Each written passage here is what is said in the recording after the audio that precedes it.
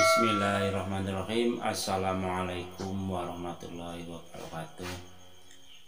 Ya, masih bersama saya Cecep Bustomi yang akan selalu menemani malam Anda dengan obrolan-obrolan misteri, obrolan-obrolan yang sangat menarik, yang pastinya buat kalian yang baru hadir ke channel saya, baru mampir, silahkan ditekan tombol like, komen, dan subscribe-nya terlebih dahulu agar kalian tidak tertinggal notifikasinya. Jangan lupa pula lonceng notifikasinya. Pada kesempatan malam hari ini saya akan berbagi pengalaman, berbagi cerita tentang pesugihan dengan syarat kawin. Jadi cerita ini dimulai dari seorang janda yang merana dan keterpurukannya menjadi seorang yang miskin, melintir. Kan kebanyakan orang mengatakan tajir melintir, ini miskin, kere melintir, susah banget ini. Jadi si janda ini memberanikan, menekat, dia pergi ke alas dekat gunung. Dia melakukan suatu perjanjian dengan dukun, yang mana si janda itu menginginkan apa yang dia inginkan, dari mulai suami, terus mobil, rumah mewah, banyak lain sebagainya. Yang intinya datang ke situ dengan tujuan ingin kaya raya, tajir melintir, ingin membolak-balikan nasibnya yang tadinya kere jadi orang kaya yang berlimpah. Nah, dukun itu bertanya, apa kamu yakin dengan apa yang kamu perbuat, dengan apa yang kamu inginkan, kamu sudah yakin? Jadi dukun itu bertanya seperti itu. Kalau kamu tidak yakin, kamu tidak akan sukses. Kalau kamu tidak benar-benar yakin dengan apa yang kamu lakukan, kamu tidak akan jadi orang kaya. Janda pun merenung, diam, sambil berpikir ingin melangkah maju atau mundur. Dan akhirnya setelah sekian lama berpikir,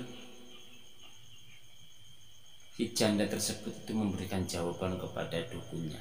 Jawabannya adalah, ya, saya yakin apa yang saya lakukan dan saya ingin melanjutkan keinginan saya untuk menjadi orang yang sangat kaya. Ya, sambil mendengarkan ceritanya, sambil diudek kopinya, sambil ngerokok biar nggak sepaneng, karena ini cerita-cerita horor. Walaupun tidak begitu horor, semoga saja bisa dianggap horor oleh kalian semua. Si dukun pun membuat perjanjian dengan syarat-syarat yang sudah ditentukan oleh dukun tersebut. Syarat yang pertama, dua, dan yang terakhir ini yang sangat berat. Syarat pertama bisa dilakukan dengan lancar, syarat kedua pun berhasil diselesaikan dengan baik. Memasuki syarat yang ketiga ini, yang harus dilakukan pribadi. Syaratnya apa? Ada yang tahu? Syaratnya adalah kawin.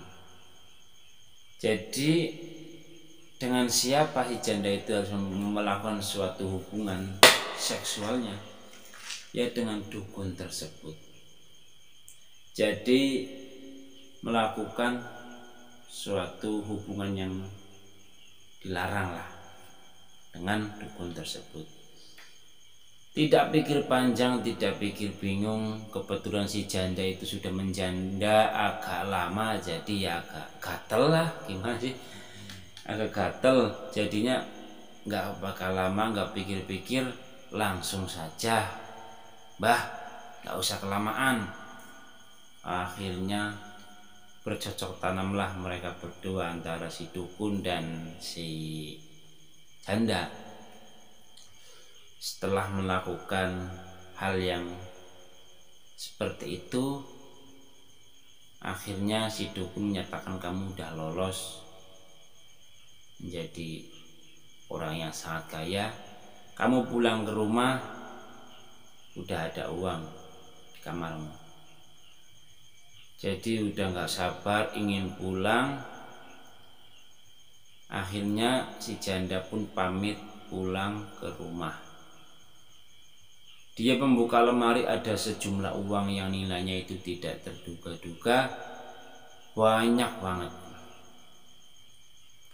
sampai jutaan, ratusan juta di lemari. Wah, sangat-sangat mantap ini. Dukunnya benar-benar manjur, tapi itu syaratnya harus melakukan suatu pernikahan.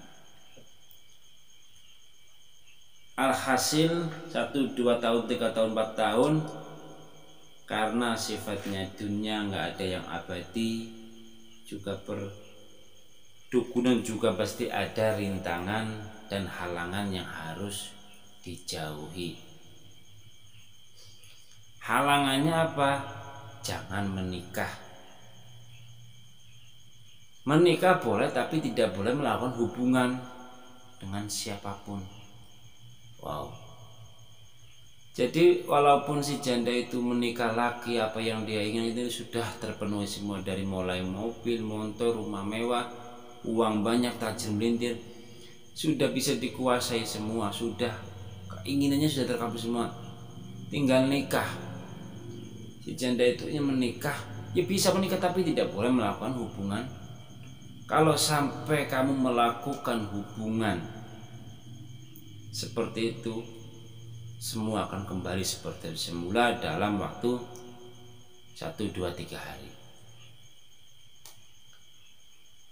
Ya namanya orang, manusia itu kan bisa lupa. Akhirnya si janda pun itu ingin rasanya menikah. Akhirnya menikah. 1, 2 minggu, 3 minggu dia masih ingat dengan rintangan yang harus dilakukan, walaupun si suami itu mengajak terus, tapi si janda yang jadi istrinya itu selalu menolaknya, selalu ditolak terus. Dan akhirnya si suami itu pun berpikir gimana caranya. Akhirnya si suami itu mengajak dia minum bersama, mabok, maksudnya mabok, minum bersama sampai mabok, sampai tertidur, tidak sadarkan diri, dan ada kesempatan untuk suami untuk melakukan hubungan ya biasa layaknya seorang suami istri, ya melakukan hubungan seperti itu. Setelah terbangun dari tidur, si janda itu kaget, aku sudah telanjang, sudah nggak pakai celana dalam. Dia sudah khawatir, cemas dengan apa yang dia lakukan. Akhirnya dia memarahi si suami sampai bertengkar, sampai cekcok, bunuh-bunuhan. Akhirnya si suami pun terbunuh karena si istri benar-benar marah sama suaminya karena telah berani melakukan hal-hal rintangan yang harus dijauhi. Setelah suaminya meninggal terbunuh oleh dirinya sendiri, satu hari tiba-tiba mobilnya, gudangnya ada yang meledak, mobilnya rusak. Pokoknya dalam nggak sampai 3 hari sudah habis semua, ludes. Rumahnya terbakar, mobilnya terbakar, motornya terbakar, semuanya habis. Semuanya habis. Dan dia pergi lagi, bingung sih, pergi lagi ke dukun, untuk lapor bahwasanya apa yang sudah saya lakukan, apa yang sudah saya alami selama ini, rintangan yang Mbah sudah berikan kepada saya setelah saya langgar, dan saya mengalami nasib yang seperti ini kembali, Mbah. Lalu gimana?